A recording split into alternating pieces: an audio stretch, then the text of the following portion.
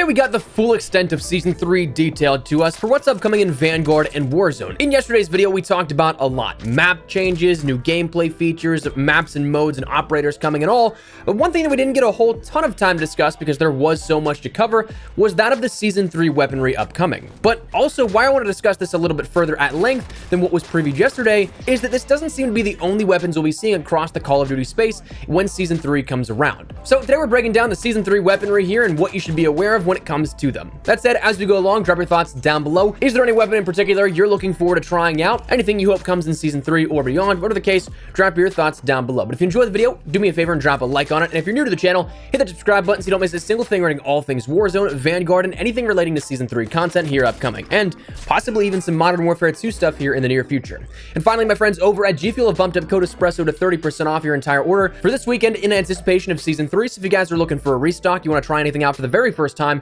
now is as best a time as any. If you're looking for any great picks, hype sauce, pink drip, starfruit, strawberry banana, and the Morbius flavor, which is like a nectarine flavor, those are probably my top 5 right now. Highly recommend all those, but if you guys want to check that out, link in the description below and use code ESPRESSO for that 30% off. That said, let's jump into it. Let's start out with, of course, the front-facing stuff, the things that have been already marketed, and what we know about our upcoming Season 3 weapons within Vanguard and Warzone. 2 of these will be brought to us at the beginning of the season, and 2 of which will be coming in season. Starting out with the ones here at the very beginning, we have the M1916 and the Nikita AVT. Now, the M1916, this is the first marksman rifle we've seen since launch. So, the first post-launch marksman rifle, and it's described as being a semi-automatic rifle with a combination of power and fire rate. Impressive at any range in the hands of a capable marksman, and also it's further detailed as at first glance the M1916 may not bring down a foe with a single shot. However, its great fire rate and large 2-hit elimination range in MP makes it an excellent option for all ranges, even if its recoil can be difficult to handle at range. So with this, it sounds pretty interesting. Now, if I'm interpreting this right, it seems like it potentially has the opportunity to one-shot, but will predominantly be a 2 to 3 shot kill weapon depending on the shot placement. With a solid fire rate, I'm kind of thinking that without seeing it in action just yet, may seem most comparable to the G43. The M1 is kind of in that same boat when you think about the damage properties, but it has a slower rate of fire, while the SVT, that's just entirely out of the question. That has a one-shot kill potential for most builds, but has an incredibly slow rate of fire, ADS, and recoil by comparison. So for Vanguard, I think that this honestly could be one that does have a place in the meta. If you've played with the G43, either with a good trigger finger or if you put on that full auto mod, it absolutely can pop off. Now, as for Warzone, I don't really see this one becoming meta. We haven't seen any of the existing 3 make their way into Warzone's meta, so I don't think that a 4th one will be doing much damage to those power rankings in terms of weaponry. Could be wrong, but that's just my preliminary thoughts here with this. If based upon patterns of introduction, though, this looks to be that tier 15 reward for the Season 3 Battle Pass that you can get relatively quick. Or if you end up getting that Battle Pass bundle, you'll get it immediately with those 20 tier skips that comes alongside with it. So this will be something that you can jump into and use relatively quick. Now, the Nikita AVT, this one kind of sounds interesting to me. It's described as being accurate and reliable with the best-in-class fire rate. This AR can be outfitted to exceed in CQC or long-range combat scenarios. Then further described as the Nikita AVT is the fastest-firing assault rifle in Vanguard to date, making it a great choice for SMG users who want to transition to more mid-range options. A fast fire rate means high recoil, so operators must learn how to control this weapon's kick or equip with multiple attachments to tame it. However, given some of the other interesting attachments, it may be worth taking time to learn its recoil pattern to take advantage of some truly unique setups. Now, that attachment mentioned could be anything here, but this one has me really intrigued just from the very beginning. The fastest firing rifle, you say? Maybe it's time to retire that AS44 in the TTK meta, especially for Warzone, because if this beats out even that, and it's stated as it's geared as a sort of SMG rifle hybrid, if we have the damage of a rifle mixed with the best-in-class fire rate, perhaps even exceeding some SMGs, this will absolutely shred in close quarters, and if you're a Rebirth player, definitely keep your eye on this one. Caldera-wise, I don't know how much of a fit this will be since the AS44, if you're playing with it as an SMG build. It's built for incredibly close range engagements, so kind of rather niche, but I'm very curious to see how this shakes up things in Warzone. Wouldn't be surprised if this is broken for a bit. As for Vanguard, I think that it definitely has the potential to be a broken weapon since we'll see that damage property kind of akin to rifles is my guess, and the fire rate, as already listed, is the best in class of rifles, and all of that without the added protection of additional armor. So this one, you may end up seeing a lot of this in Vanguard if you're an MP player. This, again, from a pattern of deduction, looks to be the Battle Pass introduction at around tier 31. So this one may take a little bit longer depending on how you play, whether or not you just play for those free tiers only, you buy the base entry or buy the Battle Pass bundle, or even just buy your way up to it. There's lots of variables in terms of when you may be able to unlock this one, but certainly intrigued for whenever I do get my hands on this one. Now, talking some in-season weaponry here, we also then have the H4 Blixen, an SMG that's detailed by the Call of Duty blog post as little is known of this blowback SMG, except that it seems to use a 9x19mm cartridge and shares some design techniques with the Sten and PPSH.